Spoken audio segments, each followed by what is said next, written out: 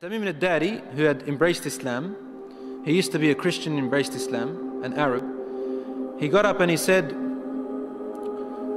we were in a ship and a huge storm hit us.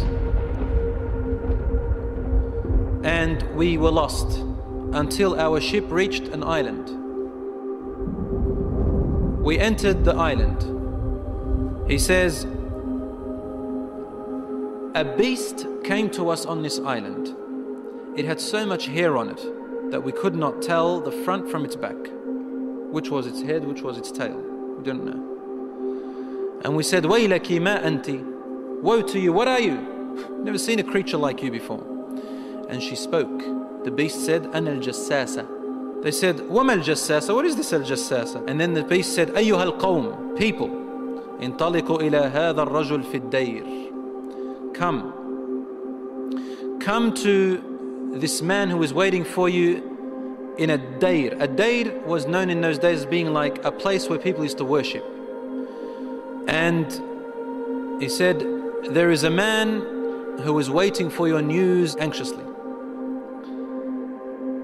They said, we ran away from the beast immediately thinking it was a jinn. We entered this hut that was set for worship. And suddenly we saw in front of us a person, a man who was the biggest in build that we have yet to have seen. His arms were wrapped to his neck with chains like this. And his head and arms were also chained together to his knees, to his legs, like this. So you can just look up. And he's chained up really well, couldn't move. We said, what are you? And he said, you are able to hurt me because I'm chained up. So it's my right to ask, who are you first? They said, very well.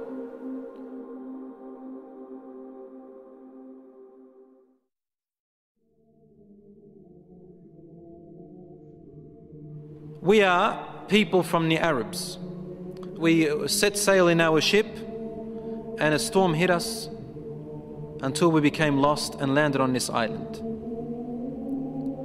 We came to this island and we found this beast that came to us that had so much hair on it, and it led us to you. They said we got afraid of this man and we didn't feel safe around him. However, the man said to us, tell me about the palm trees of Baysan. Baysan is a city in Jordan. He wanted to know whether there were palm trees planted in there a lot. We said, what do you exactly want to know about Baysan in Jordan? He said, I ask you, are there more palm trees and have they be filled with dates or not yet? They said, yes, it is full of palm trees and full of dates. More than many other places in what we know. He said, soon its palm trees and dates will become scarce. Will no longer give fruits. Today, really, in Jordan, dates are scarce now. It used to be in history, abundance. Now listen. He said, now explain to me about Buhayra Tabariyya. You know what Tabariyya is? Which ocean, which sea that is? Okay, the Tabariyya Sea. It's also close to Asham. They said, what do you want to know about it? He said, does it have water in it? They said, yes, there's lots of water. He said, soon its water is going to go away. It's not going to exist anymore. And truly today, the water has gone drier than before. Then he asked them, he said, tell me about Zaghar fountain. Zaghar fountain, probably about 3 days journey if you wanted to walk away from Jerusalem, Bayt al-Maqdis, that's where that fountain is. So basically in what we call Israel today. They said, what do you want to know about this fountain? He said, well, is there a large fountain and do people plant a lot of vegetation around it and it gives a lot of water yet? They said, yes, it's got a lot of water and its people plant a lot. Tell me about a prophet who is ummi, who is illiterate, cannot read or write. What has he done? They said he has come out in Mecca and now he lives in Yathrib, in Medina. He asked them, have his people fought him? They said yes. He said, what did he do? They said he was driven out by his own people. But he went to another Arab, the Yathrib people, and those who embraced Islam with him, and they obeyed him. This man said to them, really? Has that really happened? They said yes. He said, أَمَا إِنَّ ذَاكَ خَيْرٌ لَهُمْ أَن يُطِيعُوهُ. He said, behold, it is better for those people who obey him to keep on obeying him. He's actually supporting the Prophet ﷺ. وَإِنِّي مُخْبِرُكُمْ عَنِّي. Now I'm going to tell you about myself. إِنِّي أَنَا الْمَسِيحِ. I am Christ. Isa alayhi salam.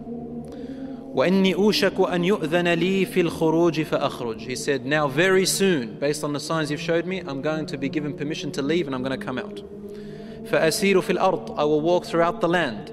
فَلَا أَدَعْ قَرْيَةً إِلَّا هَبَطْتُهَا فِي 40 لَيْلَةً. He said, there wouldn't be a village or a city or a place on earth except that I would have reached it, all in 40 days. The whole world in 40 days. غَيْرَ مَكَّةَ وَطِيبَةَ. All except two places, Mecca and Tiba, Medina. فَهُمَا مُحَرَّمَتَانِ عَلَيَّ كِلْتَاهُمَا. He said, they are both forbidden for me to enter. Now when we say he enters, it means he conquers, takes over. He owns it.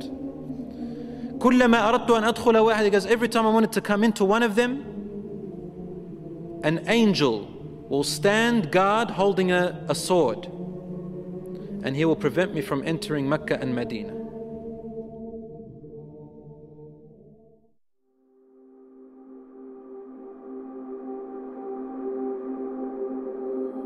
Rasul sallallahu alayhi wa sallam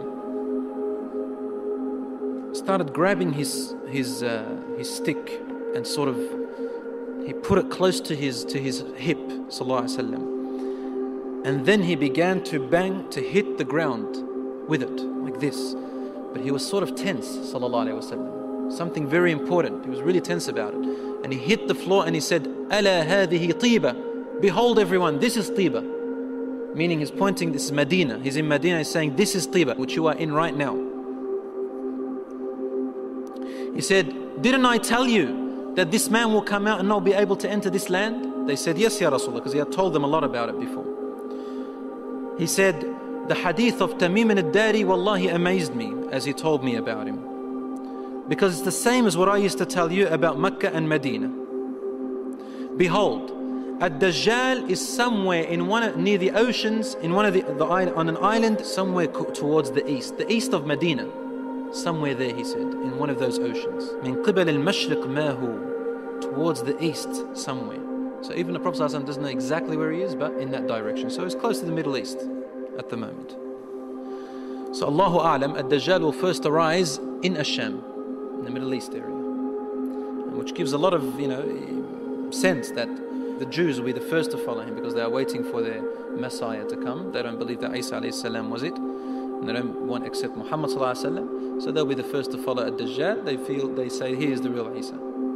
As for the Christians, they believe in the coming of Isa alayhi salam. Because they've mixed up their scriptures, they will think that this is the man. And because he will say, I am Isa, they will ask for him, alayhi salam, they will ask for miracles, and he will do these miracles. Some of them won't be convinced. See, afterwards he'll say that I am God. Ana ilahukum. And then they'll say, what proof do you have? A hadith. Another statement of the Prophet ﷺ, which is of crucial importance. It is also in Sahih Muslim. He said that when the Antichrist is released, he will live on earth for 40 days. 40 days. Yawmun kasana. One day like a year. Yawmun kashahr. One day like a month. Yawmun kajum'a. One day like a week. Wasairu ayyamihi ka ayyamikum.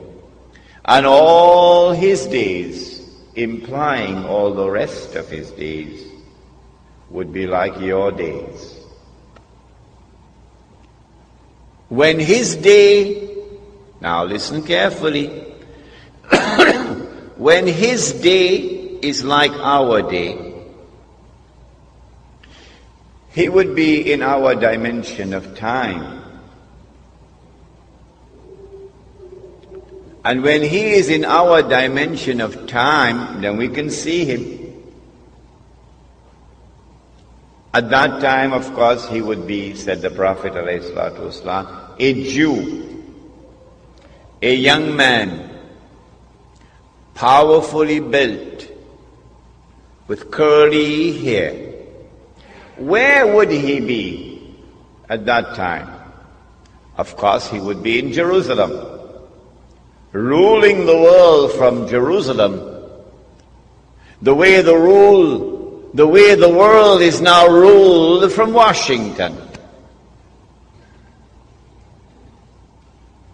But where would he be when he's released on earth? In a day which would be like a year. And where would he be on earth? In a day which is like a month. And where would he be on earth?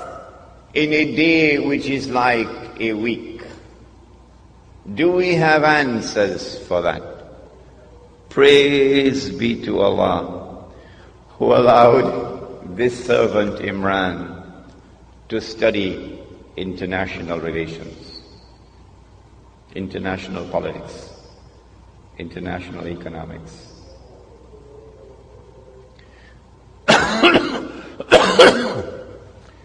The answer, of course, is that when he's released on earth, he would be on that island. And from that island, he will launch his mission to liberate the Holy Land, to bring the Jews back to the Holy Land, to reclaim it as their own, to restore a state of Israel in the Holy Land, and get the Jews to believe that this is the holy Israel of David and of Solomon, alayhi salam, and to cause that state of Israel to become the ruling state in the world. Which island is it? And in the Bible, the mark of Dajjal is 666, meaning 600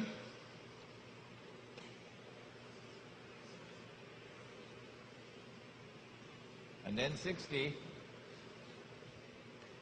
and then 6.